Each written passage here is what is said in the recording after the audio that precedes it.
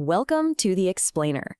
Today, we are not just talking about investing, we are going to build a financial fortress. We're going to deconstruct this really powerful concept called the Volatility Shield.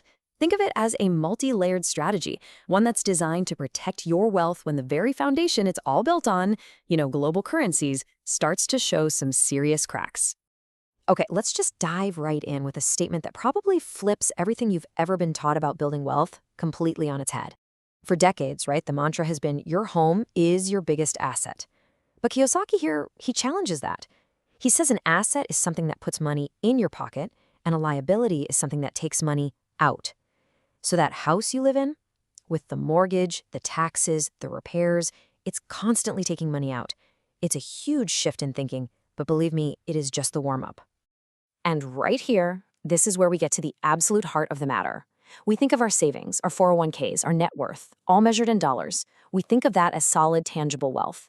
But what if the dollar itself is like a leaky bucket, losing a little bit of its value every single day? We're not talking about market swings here. We're talking about the erosion of the measuring stick itself. And, understanding this is the absolute key to protecting ourselves from these huge hidden risks that are just baked into today's economy. So, here's our roadmap for this explainer. First, we're going to identify this massive, almost invisible problem called the unseen tax. Then, we'll completely dismantle the conventional wisdom about net worth. After that, we start building our fortress, layer by layer. A cash flow engine, some hard asset hedges, volatility shock absorbers, and then finally, some actual financial insurance. Let's get started. Okay, first section, we're going to pull back the curtain on a threat that is quietly eating away at your savings, your retirement account. It's even what's driving up the price of everyday things like eggs and gas. It is a tax you pay every single day without ever seeing it on a receipt.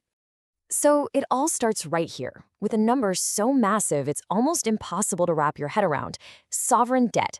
Just think of it like a government's national credit card balance, and everything that happens in the financial markets, every single stock move, every interest rate decision, all of it happens in the shadow of this colossal number. This is what creates something called systemic risk, a danger that threatens the entire financial system. Well, when that debt gets way too high, governments have a choice. They can either default, which is politically a disaster, or they can just create new money out of thin air to pay the bills. This process, it's got a fancy name, quantitative easing, but really, it's a magic trick. They aren't creating new wealth, they're just adding more water to the soup, diluting the value and the purchasing power of every single dollar you've worked so hard for. And if you think that's just some abstract economic theory, well, this is what the terrifying endgame looks like. This isn't theoretical, this is history. After World War II, Hungary had one of the worst cases of hyperinflation ever. Prices were doubling every 15 hours. Their currency, the pengo, became so worthless that people literally didn't even bother to pick it up. As you can see here, they just swept worthless banknotes up in the streets like they were trash. So if the very currency our assets are measured in is at risk, it really forces us to ask, how do we even measure wealth? This brings us to a huge distinction, a fundamental difference in philosophy between your average amateur investor and seasoned professionals. Now this slide, this is so important because it really frames the whole game of investing differently. The amateur, they focus on net worth, that number that swings up and down like a yo-yo on your 401k statement. And to get that wealth, you have to sell something. The professional, though, they're focused on cash flow, a steady, consistent stream of income like rent from a property. The goal isn't just a bigger number on a piece of paper. It's reliable income you can actually live on. This quote just perfectly nails the idea. I mean, think about it. Your 401k might be worth $1 million one day and $700,000 the next, but you can't go to the grocery store and pay with your net worth. You pay with cash. Cash flow is what pays the bills, what funds your lifestyle, and ultimately, it's what lets you retire and stay retired, no matter what the stock market is doing that day. We're all told the golden rule is to diversify, but here's a better way to think about it. Diversification is like a flu shot. It's useful, yeah, but it only protects you from one specific thing, the flu. It gives you zero protection against, say, a heart attack or a car crash. In investing, diversification protects you from non-systemic risk, like one single company in your portfolio going bust. And so here's the crucial point. That flu shot is completely useless against systemic risk, a crisis that hits the entire system. When a currency gets devalued or the whole market crashes, all your nicely diversified stocks, they tend to fall together. This creates this really dangerous false sense of security. It's like the turkey on the farm who every single day gets fed and protected. And with each passing day, his confidence grows. He thinks the farmer has his best interest at heart, right up until the day before Thanksgiving. Okay, this brings us to the very first layer of our volatility shield. We're going to build an engine that generates wealth totally independent of all the market chaos. We're shifting our focus from chasing a number on a screen to building a predictable income machine. See, professionals, they don't just buy a property and pray it goes up in value. No way. They use a strategy to force appreciation. It's a clear, repeatable process. You buy an income property, say an apartment building, then you make improvements. Maybe you add a laundry room or upgrade the kitchens that let you increase the rent. That higher income, the net operating income, makes the property officially more valuable to a bank. You can then refinance, pull cash out tax-free, and use that cash, the bank's money, to go and buy your next property. And this is the secret sauce right here. In a market crash, the value of your rental property might plummet. But who cares? Your mortgage payment is fixed. Your tenant's rent payment is still coming in every single month. That cash flow, which is the real measure of your wealth, it stays consistent. You could have a property losing value on paper, but still generating thousands of dollars in real cash for your bank account every year. That is the power of a cash flow engine.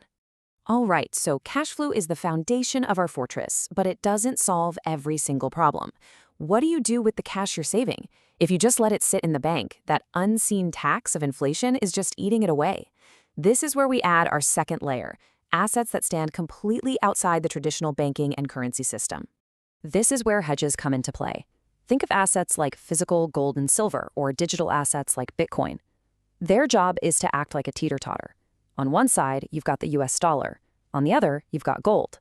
The whole idea is that as the value of the dollar goes down, the value of gold might go up, neutralizing some of that volatility in your overall net worth. Now, these assets don't produce cash flow and they can be volatile, but their main job is to act as a store of value when the currency itself is failing. Okay, so cash flow is our offense. Hard assets are our defense. Now we get to the most advanced layers of our shield.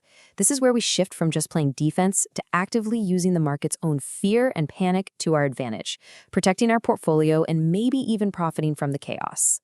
And this chart illustrates the power of what are called non-correlated assets perfectly. During a major crash, like back in 2008, the S&P 500 might fall 50%, but an asset like VXX, which basically tracks the market's fear index, can actually double in value. It moves in the opposite direction of the market. Owning even a small amount of an asset like this acts like a powerful shock absorber for your entire portfolio. As your main stocks are falling, this part is rising, cushioning the blow in a big way. Now, the word options scares a lot of people. Amateurs use them to speculate, making these high-risk bets on where the market's going, which is a lot like gambling at a casino. But professionals, they use options for the exact opposite reason, to reduce risk. They use them as insurance. Just like you buy insurance on your house in case of a fire, you can buy a protective put option on your stock portfolio. It's a contract that gives you the right to sell your stocks at a certain price, which puts a floor on how much you can possibly lose. It's like a financial fire extinguisher. We've covered a ton of ground, from the fundamentals of currency all the way to advanced financial tools.